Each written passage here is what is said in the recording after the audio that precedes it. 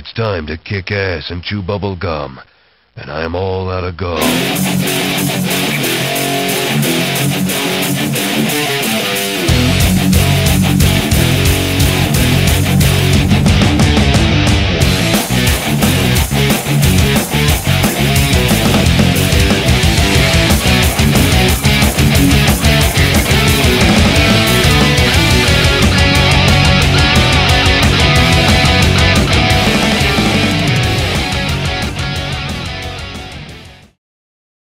Welcome everyone to the very first Jensen Retrospective. And who are we looking at today? We're looking at none other than Duke Nukem. We all know the plumber dressed in red with a big old M on his hat. And we all know the blue spiky hedgehog that everyone loves from the Genesis. But what icon do we possibly have from the good old days of gaming on PC? The only person that possibly comes to mind is none other than Duke Nukem. We all know Duke from his early days in Duke 3D on the PC. But even before Duke 3D, he had a few ventures on PC that was side-scrolling shoot-em-ups. And they were the good old day of DOS games, which, before we had games the way they are now, already, ready to go, we had DOS games, and we had to go through these games in DOS mode. And it was much more of a different time than it is now. Duke Nukem 1 and 2 were top sellers on shareware lists back in the day. And they well deserve it. They were pretty fun games. Back then, there wasn't that many games to choose from. The only DOS games I remember playing were Wolfenstein 3D, Jazz Jackrabbit, and a few other ones. The only competition these guys had was Wolfenstein 3D to begin with. Duke Nukem helped make the PC feel more at home for platformers. Because even though they were shooters at heart, they were very much platformers. Even though Duke did help start the platforming era on PC, Duke 3D is where Duke Nukem really began. He didn't become the blonde-haired womanizer that we know today until Duke 3D. Duke Nukem 3D was really an amazing game for me. Not only was it badass at the time, but it was very controversial as well. This game gave Doom a run for its money and matched its quality as well. Released in 1996, this sequel was to the platforming games that I mentioned earlier. The only thing about Duke Nukem 3D is that it wasn't a side-scrolling platform anymore. Oh no, not at all. This game was a first-person shooter. You've seen everything up close and personal. Duke 3D was very controversial at the time. I mean, Doom had the gore covered, so the gore really didn't matter at all. It was the women in this game. This game was very erotic. The erotic elements and the portrayal of women incited controversy. I'm sure at the time there were plenty of mom groups just screaming bloody murder at this game. But if you look past the erotic elements and all the gore that you see, you're just going to see a very humorous game. It's just the way you interact with environments that make it just really fun and really humorous. The way that it contains highly destructible props that you can easily destroy, it sometimes creates plenty of fun. And the humor is really what made Duke Nukem. Just listening to all his one-liners is just really amazing. And John St. John's voice really matches Duke Nukem really well. Duke 3D actually had some really complex ways in design of the levels. The level layouts really gave you options, and you never really had to complete the level the same way twice. It was very non-linear for the time. You could easily go right in balls to the wall action, and just go out shooting everyone in sight. Or you could take an air duct or maybe a back door or a sewer to avoid all the enemies altogether. So you could have balls to the wall, or you could have stealth. And sometimes certain paths would actually lead you to hidden stuff. There were many hidden rooms and secrets in this video game. Not only that, but there were many destructible items within the game, or just stuff you can interact with. For example, if you find a light switch, you can actually turn it on to see much easier. And water fountains and broken fire hydrants will actually give you health. You can also tip strippers, which will get a one-liner from Duke and you'll get a flash of the breasts. Not only were the levels really complex, but you also had complex and fun weapons as well. Even today, there are still unique weapons within this game. One weapon that you'll always have is Duke's boot. Not only is it fun to go around kicking the crap out of enemies, but it also is a pretty good melee weapon as well. So with one press of a button, you can make your enemies eat boot to their ugly alien faces. You also have a pistol, a chain gun, a rocket-propelled grenade launcher, a pipe bomb, freeze ray, shrink ray, laser trip mines, and a very powerful almighty rapid rocket launcher, which is called the Devastator. Not only does the game give you all these awesome weapons, but you also have other items you can pick up too. Overall, Duke 3D was a really awesome game. But we're not here to just talk about Duke 3D. No, we're talking about Duke as a whole. I don't want to stay stuck on Duke 3D too long, but there were also expansion packs. Not only were there brand new expansion packs brought out, but fans also started making their own custom levels, which added almost unlimited possibility for the game. Not only was Duke 3D on the PC, but it was also ported to many of the consoles at the time. Not only that, but each one actually brought 6 new levels and a secret level as well. The new levels in the PlayStation version had many new enemies in it. This included 3 new versions of the Pig Cops and also a new final boss. The PlayStation version also featured remixed music of the game.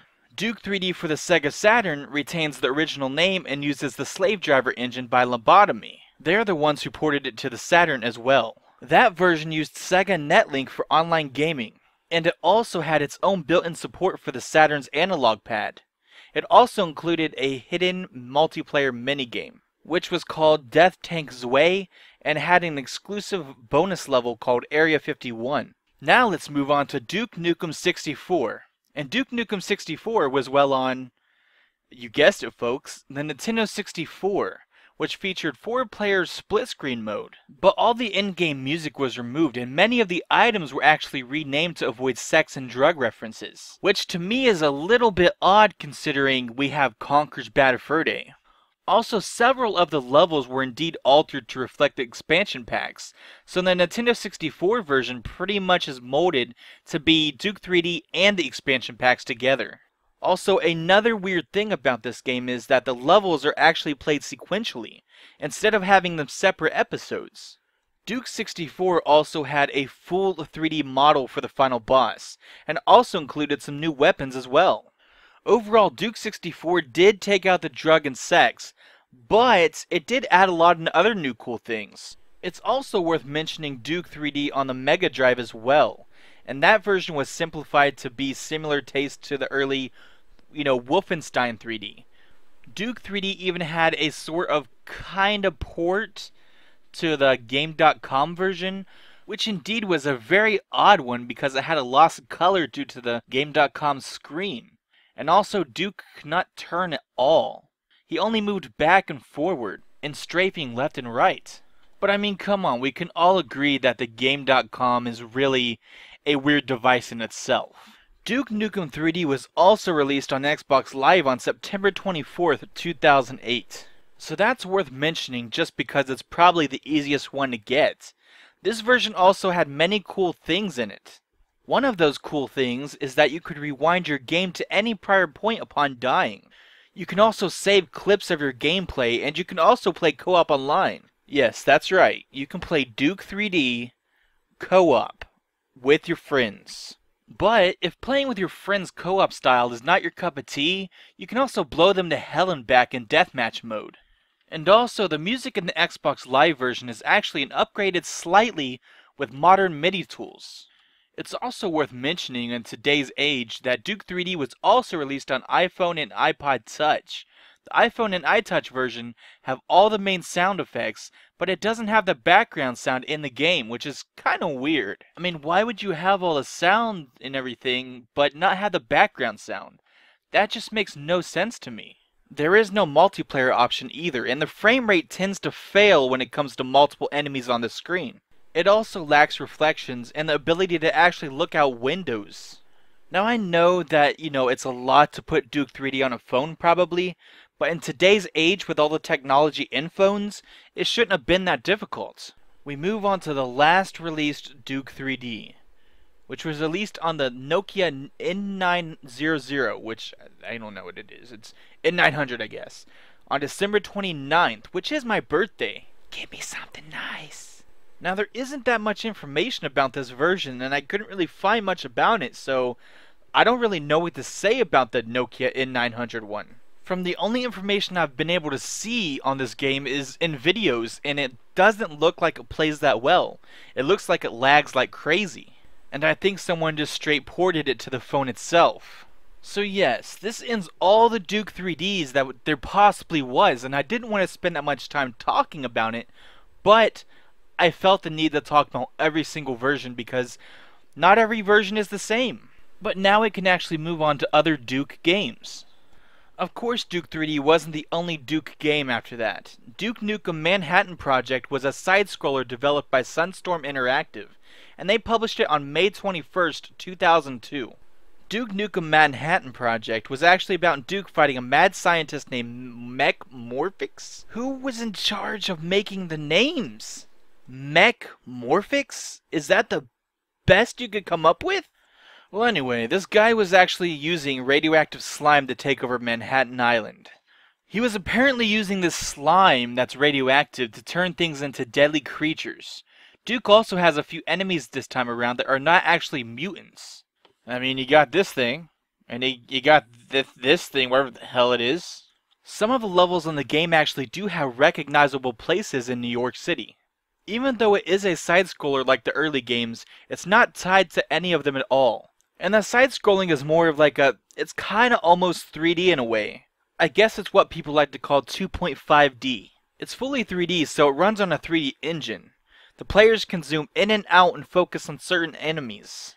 You can crouch, run, jump, and slide kick underneath small encounter spaces. The game has a lot of chapters in it, and if I remember right, I think it's 9 chapters. And each chapter has 3 parts in it. In each part, you must rescue a babe in distress, which, you know, is the Duke thing to do. And that is strapped to a slime bomb. And you gotta find a key to unlock the way to the next path. Now, there are no vehicles within the game, but at certain points of the game, you do get a jetpack to control to fly over large voids and hazardous grounds. The controls are simple and easy to learn, and the game's CD even includes a level editor called Prism Ed. But the level creation was never really popular, so only a very small community actually used it. And really, I highly doubt that anybody uses it these days. The game also has its choices of power-ups. You've got your double damage power-up, which is pretty much self-explanatory, and when you pick it up, Duke bellows out, "It's clobbering time!" And you got a force field power-up, which obviously is a force field that has 3 green objects rotating around him, and it pretty much makes you invincible for a very short period of time. The last power-up you get is a jetpack, which, you've guessed it, it lets him fly into the sky for a short period of time. Overall, this just adds to the game's fun. And it's a very different fun than Duke 3D. I also believe this was ported to the Xbox Live Arcade, and it was also ported to iOS devices as well. So you have 2 Duke games on the phones, but before that there was Duke on the Go, and this did not include phones. Not at all. In fact, it was on the Game Boy Advance. Which, yes, it's a Duke 3D port yet again. And yes, most of this has been about Duke 3D, but Duke 3D was the most paramount game within the Duke games. Duke 3D is the pinnacle of what Duke is. Now, Duke Nukem Advanced was pretty much a Duke 3D for the Game Boy Advance. The game has its own storyline, and it's not Duke 3D. So in many ways, this is a whole different game. It's just kinda similar. 4 difficulties can be selected at the start of the game, and multiplayer games are also possible with up to 4 players requiring a copy. So yes, I know what you're thinking. A game with multiplayer and all that on a Game Boy Advance. Yes, indeed, folks. The Game Boy Advance handled Duke Nukem. The game did kinda handle awkwardly because, well, you know, 3D controls don't really work well with the Game Boy Advance. But I mean, if you needed Duke on the go at the time, there wasn't many other options. So Duke on the Game Boy Advance was okay. By many people, this was the best first-person shooter on Game Boy Advance. So I guess that's saying something. But you also do have to take in consideration that there wasn't that many first-person shooters to begin with. Now let's talk about Duke Nukem Time to Kill. Time to Kill was a third-person shooter on the PlayStation. This game was one of the many titles to be released to hold over the fans on Duke Nukem Forever. But we'll get to that later. The gameplay is said to be compared to Tomb Raider, which you would think is odd for Duke. But when you really think about it, why not? He's been a side-scroller. So why not just throw him into this kind of, you know, third person's perspective? There are references to Evil Dead, Monty Python and the Holy Grail, Back to the Future, The Good, the Bad, and the Ugly. This game just has so many different references, and Duke 3D did as well. The key point of the game was to find these 3 crystals that are hidden in the hub world, which is of course the world that Duke went in the beginning of the game. But yes, you have to find these 3 crystals, which are hidden in different places every time. He must then activate these crystals to form a time warp. Yeah, that's right. This game is about Duke Nukem warping to different time periods. You'll visit places like the Old West, the medieval Europe, and ancient Rome. You'll find aliens and pigs dressed in the period's attire, and they'll be trying to change history in their favor. Duke Nukem has several stages of action before the final confrontation, against an epic end boss. Now, this game was followed up by 2 other games, one for the PlayStation and one for the Nintendo 64. First, we'll talk about the one for PlayStation, Duke Nukem and the Land of Babes. This game was mostly set in the future. The game begins with a modern day LA, and good old Duke is just enjoying himself in a strip club like he always does. All of a sudden, his women are teleported out, and pig cops are teleported in. Well, you can tell that Duke was not having any of this. After he wastes all the cops, he then grabs the teleporter, and he gets the hell out of there to figure out what the hell is going on. He ends up traveling forward through time where he is greeted by a woman. She's a member of the Unified Babe Resistance. She explains in the future aliens have invaded the Earth, killed all the men, and enslaved all the women. Well, by now we all know how Duke loves his women and hates alien scum. The Resistance has avoided aliens so far, and have sent Duke to fight for them. This game has a much linear story to it, and it focuses more heavily on tactical maneuvering, instead of going balls to the wall like Duke usually does. It also has a 2-player deathmatch with some rooms involved that are inspired from the single player. Here's a little fun fact for you guys. This game used to be called Planet of the Babes. However, the producers that were making Planet of the Apes at the time kinda threatened GT Interactive and 3D Realms, so the game was renamed Land of the Babes. So, that's pretty much Land of the Babes, guys. So this brings us to the next game we're going to talk about, and that's the Nintendo 64's Duke Nukem 0 Hour. This game uses a pretty large 32 megabyte cartridge, and also could take advantage of the expansion pack if you had it. This means this game was not playing around. With the expansion pack, you'd have better graphics, but at a price. If you use the expansion pack, the frame rate would slow down chaotic situations. The game also had, you guessed it, split-screen multiplayer that uses a first-person point of view this time. Now, this game actually had a pretty similar plot to Time to Kill. Duke once again goes around time traveling. The aliens are attempting to alter the course of history by eliminating the ancestors of none other than Duke Nukem himself. And just like in Time to Kill, this game's weapons, clothing, and everything like that is, representative of the time period you're in. And the game actually has many mature plot points. In one stage, Duke travels to the Victorian era. This is where he finds the murder scene of Mary Jane Kelly, whom was a victim of Jack the Ripper. Duke Nukem must also travel to New York, which was devastated by atomic warfare. So the game has a lot of interesting things going for it. There are 4 time periods altogether in this game. There's the present day, there's the post-apocalyptic, Wild West, and the Victorian era. Each time period has its own theme and weapons. Now, most of these games after Duke 3D are actually filler for another game. And this game was actually just now released not that long ago. What game am I talking about? I'm talking about none other than the infamous Duke Nukem Forever. Before actually talking about the game, it's really worth talking about the production of the game. Because let me tell you, there is no other production that had as many problems as Duke Nukem Forever. This game was lost in development hell for as long as you can possibly remember. I think it was 13 years. It started development in 1997.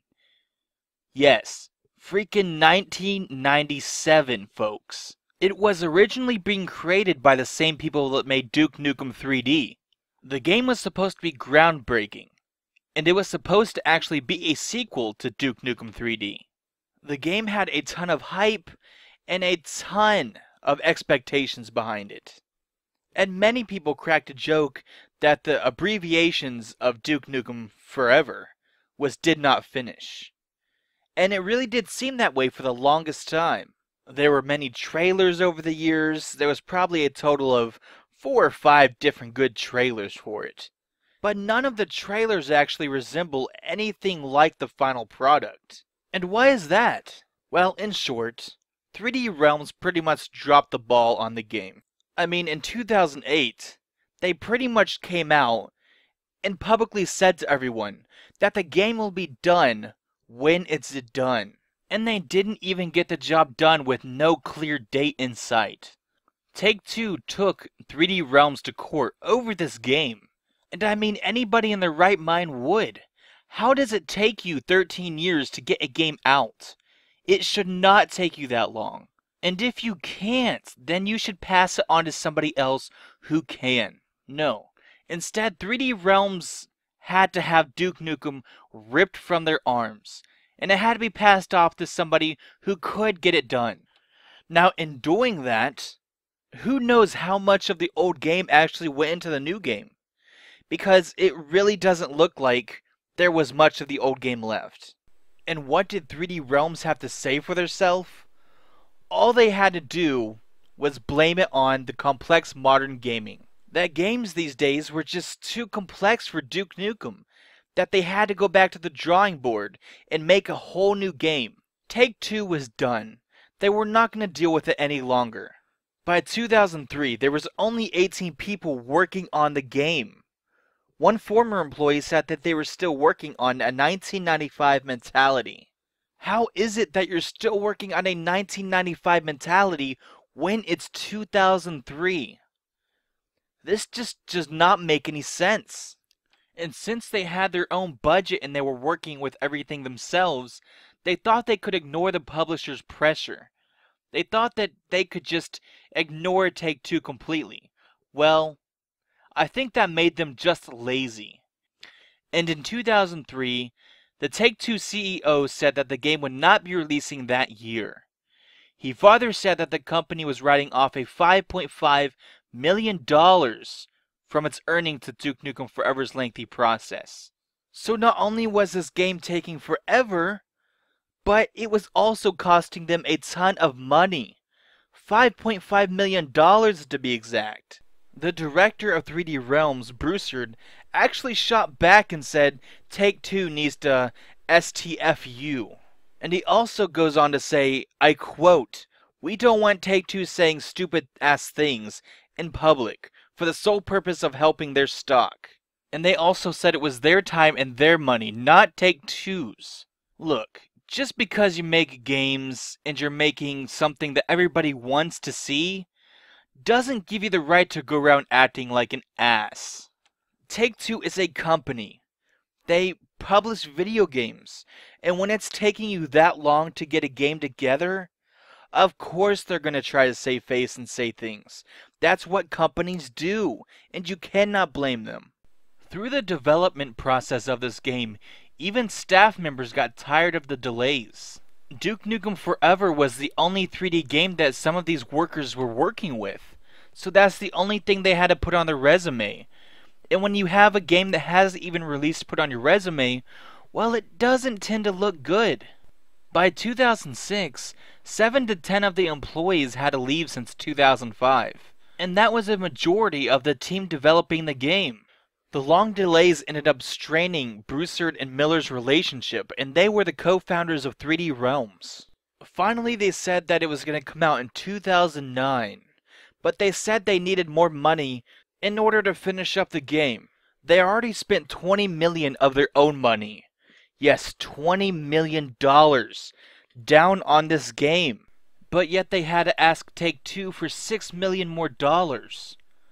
Where did all this money go? According to both men, Take-Two initially agreed to the deal, but then they offered only $2.5 million. Take-Two maintained that they offered the 2.5 and another 2.5 upon completion. And I mean, at this point, that's really a smart decision on Take-Two's part. But Broussard rejected the offer and suspended all development on the game. It really seemed like, this $20 million was just going to go down the drain, and this game was never going to see the light of day, which a lot of fans already figured anyway at this point. On May 8th, 2009, due to the lack of funding, all of Duke Nukem Forever staff was laid off. But in response, Take-Two said that they still held on to the publishing rights for Duke Forever. They just weren't going to fund the game. So now we just come back around to the lawsuit that Take-Two filed against 3D Realms. On May 14th, the publisher Take-Two Interactive filed a lawsuit against 3D Realms over failure to complete Duke Nukem Forever, saying they paid $12 million to Infogrames in 2000 to acquire the publishing rights. But 3D Realms argues that they never received any of that money. So court was finally settled and everything was undisclosed in July of 2010. And on September 3rd, 2010, after 14 years, Duke Nukem was officially reported by 2K Games to be in development by Gearbox Software. And Gearbox Software, yes, that's the same people that made the Borderlands games. And finally, on June 2nd, 2011, Duke Nukem Forever was finally released. 15 years. In the game, most of the money for development actually went down the drain. Those $20 million that the game supposedly was spent on just went down the drain because it was redeveloped and redeveloped again several times. So finally, we get to the actual game itself. Was it any good after all these years? Of course it wasn't. The game was critically disappointing upon release. Most of the criticisms were directed at the game's clunky controls on consoles and very long loading times. The humor and overall aspect of the game was just really dated and aging. But I mean, what did you expect after 15 years? Yes, I know that this version of the game we got is not from 15 years ago. I mean, that's very certain at this point. But the overall design was just really lacking, and the mechanics are just dated. Jim Sterling, a review editor for Destructoid, actually named it the shittiest game of 2011. And I mean, I'm one of the people that pre-ordered this game, and I got it day one for like $62. And even I say that this is a bargain bin game. As a Duke Nukem fan, did I enjoy it for what it was? Of course I did. I enjoyed it for it being a Duke Nukem game. And it certainly does have that Duke Nukem charm to it. But the game was just uninspiring. It seems that it just went out just for the sake of going out. I will admit the game did have its moments, and it did have some memorable parts in it. But overall, it just wasn't worth the money. It was fun to play, but it would have been better if I would have got it out of the bargain bin. But now Gearbox doesn't have a game to go off of. Now they can make their own. So I'm really interested to see what Gearbox does with Duke Nukem. They still have the rights to them, so it's just going to be really interesting. Randy Pitchford of Gearbox actually said himself that, he had very low expectations of Duke Nukem Forever. He's very proud of what he did, but he wants to make his own Duke game. So Gearbox is actually interested in making another Duke Nukem game. So what's going to happen next for Duke Nukem? Nobody knows. But I really am glad that he's going to get another game and another chance. So thanks for watching the first Jensen Retrospective, guys. It took me a lot of time to get all this together, record everything, research everything. So I just thank you guys for taking the time to watch it. This was overall a really fun video to do. And I'm going to keep doing more videos like this. They just take a little bit longer with everything that goes into it. So thanks for watching, guys. And like always, if you like these videos, please subscribe, comment, like, share, do all that good stuff. I'm going to be sure to bring more content very soon. So thanks for watching, guys. And like always, this was made by a gamer for gamers. Thanks for watching.